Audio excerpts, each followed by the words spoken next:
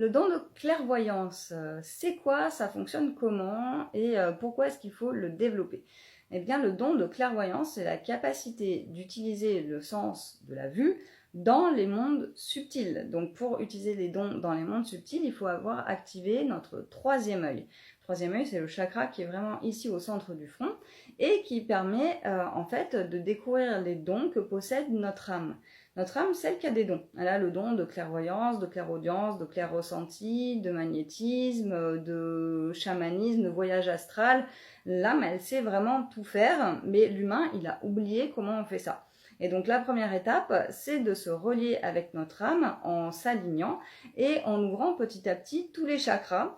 Et du coup, pour ouvrir le troisième œil, d'ailleurs, il faut savoir, il ne faut pas ouvrir juste le troisième œil, il faut bien ouvrir tous les chakras, depuis le chakra couronne jusqu'au chakra racine et activer son ancrage.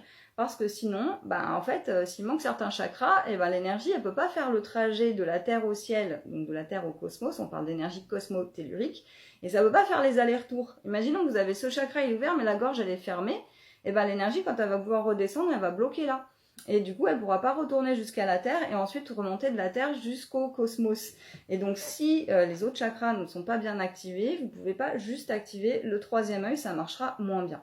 Donc, une fois que vos chakras, vous êtes sûr qu'ils sont bien activés, bien ouverts, donc ça veut dire par exemple au pendule, l'énergie, elle circule bien dedans, vous voyez, ça tourne bien, eh bien, vous allez pouvoir poser des questions à votre âme parce que une vision, ça s'obtient souvent en réponse à une question.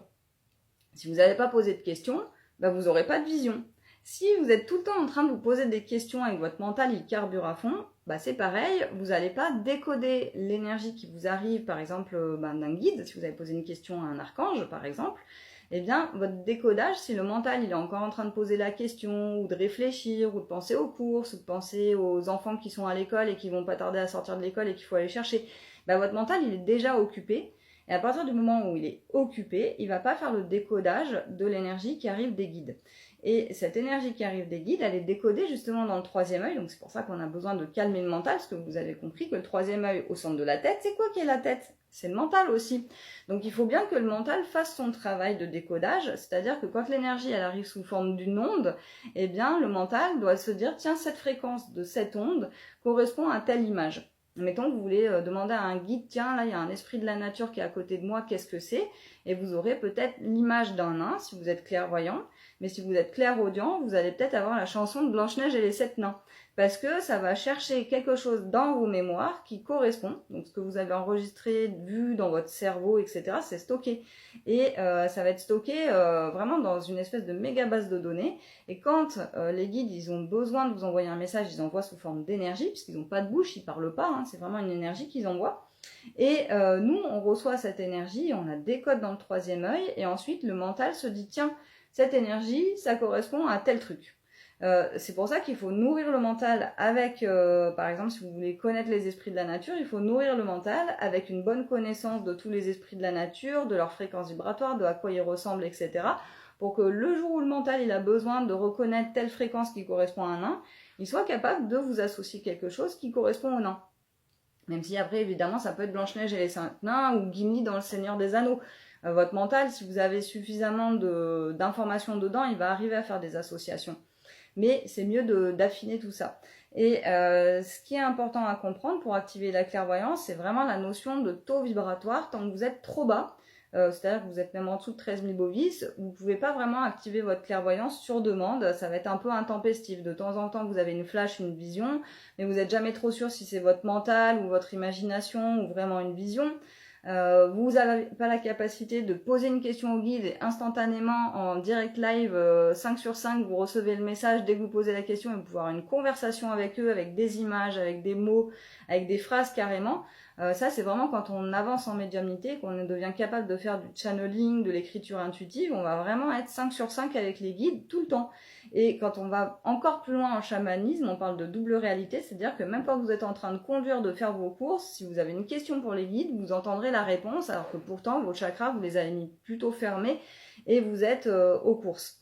Donc ça c'est super important à comprendre parce que le don de clairvoyance c'est vraiment la base pour les médiums, pour les chamans, pour les magnétiseurs, pour recevoir des messages des mondes subtils sous forme de vision, parce qu'on est en général, les humains plutôt visuels, c'est-à-dire qu'on se sert beaucoup de la vue comme principal sens. Et donc, si la vue est notre sens principal, on va dire dans le monde physique, dans la vraie vie, eh bien, ce sera aussi notre sens principal côté clair ressenti, clairvoyance et don dans les 5 sens subtils. Si on est plutôt sur le toucher et la kinesthésie, on sera plutôt dans les clairs ressentis. Mais avoir un message en clair ressenti peut être parfois compliqué pour aller le traduire pour un client, pour expliquer, ben là, vous pourrez pas dire j'ai vu une entité ou j'ai vu ça dans la vie antérieure. Vous allez juste avoir des émotions et des sensations, donc c'est super compliqué de bosser avec. Et c'est bien de développer ensuite la clairvoyance, même si c'est pas votre sens de base, la vue. Et aussi, le plus simple aussi, c'est quand même d'avoir des messages des guides sous forme de mots. Donc d'activer la clairaudience, parce que franchement des fois quand on a une image, les gens me disent oui j'ai vu une plume d'oiseau là dans ma vision, qu'est-ce que ça veut dire? Ben sers-toi de ta clairaudience, parce que si tu veux savoir ce que ça veut dire, il faut que le guide il t'envoie un message complet avec une phrase, genre je t'envoie une plume pour te faire un petit signe que les anges sont avec toi, ou je t'envoie une plume parce que il faut que tu renaisses de tes cendres comme le phénix et que là tu traînes trop la patte pour faire ta mission. Vous voyez, c'est complètement pas du tout le même message. Et si vous allez chercher à interpréter, j'ai vu une plume dans un dictionnaire des rêves ou un dictionnaire des signes, mais c'est des conneries. Votre âme, elle veut vous donner un message, canaliser le message et utiliser la clairaudience. Même si moi j'adore avoir les deux en même temps, parce que c'est comme d'aller voir un film muet au cinéma. Franchement, on se fait chier, quoi. Si on a un film muet, si on ferme les yeux 2 minutes, on a tout loupé. Et si on va, par exemple, sur un film, au contraire, où il y aurait que l'audio et on est aveugle et on voit rien, vous vous doutez bien que le message, on va passer un petit peu à côté. Imaginez un film d'action, vous mettez Lara Croft ou Mission Impossible et vous n'avez pas l'image, vous avez juste le son.